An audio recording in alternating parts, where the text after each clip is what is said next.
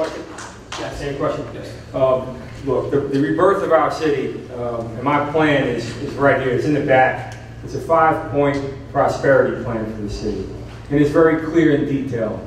And if you go online, you can download the rest. And it basically says we're going to reestablish Mount Vernon as money earning Mount Vernon, a center for job creation. We're going to support our small and startup businesses with the resources they deserve. We have an IDA that basically keeps no records. No records, it's in our audit. But yet hundreds of thousands of dollars, millions of dollars go missing. And we can't even find them.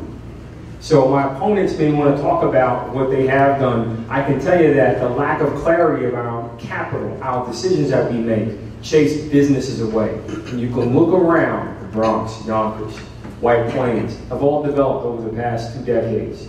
And we seem to be frozen in time. So to put the thaw on our economic slowdown that we've had, we can jumpstart our economy and gain $205 million extra in economic activity if we fill these vacant storefronts, if we partner with our schools to give them some of these zombie homes in collaboration with their efforts to build a vocational school of excellence. That's how we train our kids to be electricians, plumbers, roofers, even architects.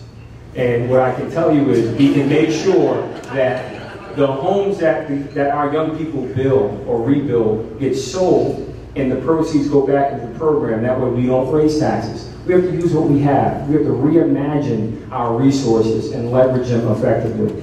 And one of the things I'll end on is we need to implement a 10-year capital plan. These closed bridges that divide our city should be reopened. And yes, the MTA they found some money.